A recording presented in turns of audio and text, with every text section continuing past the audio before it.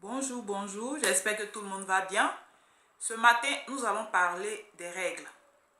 C'est vraiment un moment du mois que beaucoup de femmes passent ça difficilement. Voilà, c'est vraiment un moment qui est un peu difficile pour certaines femmes, pas pour toutes les femmes. Et moi, depuis peu, j'ai découvert quelques astuces qui peuvent vous servir aussi. Donc, nous allons sans plus tarder parler des thés. Les thés à fusion. Il y a ce thé qui est vraiment bien éléphant, relaxation et anti-stress. C'est vraiment un très bon thé. Durant les règles, pour celles qui ont les règles douloureuses, et même si tu n'as pas les règles douloureuses, tu peux avoir souvent des sautes d'humeur durant les règles, tu peux utiliser ce thé. Et je vais citer les ingrédients qui sont contenus dans le thé. Nous avons la camomille, feuilles d'oranger et la vanille. C'est comme ça le thé se présente. Comme ça, dans ces différents petits sachets. Comme ça, l'éléphant. Ce sont des infusions. Et vous savez tous comment on fait les infusions. Tu chauffes de l'eau et tu introduis, tu déchires, tu mets le thé là-dedans. Et tu remues, tu laisses quelques minutes. Après, tu consommes. Et c'est très bon avant même les règles. Tu sais que tes règles viennent peut-être le 10 du mois. Déjà, peut-être au 5 ou au 4, tu commences déjà à consommer le thé le matin. Même en dehors des règles, on peut consommer le thé. C'est bien, c'est bon. Tu consommes le matin. Non, aux environs de 16 heures, c'est ce qui est conseillé. À 16 heures, tu prends ton thé. Ou le matin, très tôt le matin, tu peux boire de l'eau chaude. Pas de l'eau chaude jusqu'à se brûler la gorge, non.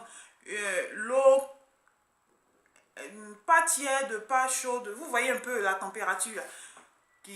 La température que vous utilisez quand vous prenez le café. C'est-à-dire une eau qu'on peut boire, mais pas aussi facilement. Voilà. Et ça détend le ventre. Surtout ce thé. C'est très bon. Je ne sais pas si vous arrivez à voir. C'est comme ça. Ils ont mis ici. Relaxation et anti-stress. Vous prenez ça. Le matin, vous buvez l'eau chaude. À 16 heures, vous prenez ce thé. Et le soir aussi, au coucher, vous pouvez le prendre. Un autre. Et il y a aussi le thé noir. Voilà, voici les différents thés que moi j'utilise. Et ça va très bien avec moi. Le thé noir. Et même si vous prenez, même si vous voyez que la douleur persiste, que vous prenez un comprimé, vous prenez et souvent 2 heures, 3 heures après, le mal revient. Après avoir pris le médicament pour apaiser la douleur, vous prenez un thé. Et vous buvez, vous allez voir que il n'y a pas de souci. Moi aussi, j'utilise le thé vert aussi, à la menthe. Vous savez comment le faire. Vous préparez, vous chauffez l'eau bien qui bout et vous mettez le thé là-dedans. C'est comme ça que ça se présente. Bon, il y a aussi le thé vert. Excusez. J'en ai aussi en cuisine, mais je n'ai pas apporté. C'est comme ça que ça se présente. Vous déchirez, vous mettez et vous mettez de la menthe dans l'eau. Moi, je préfère mettre la menthe dans l'eau.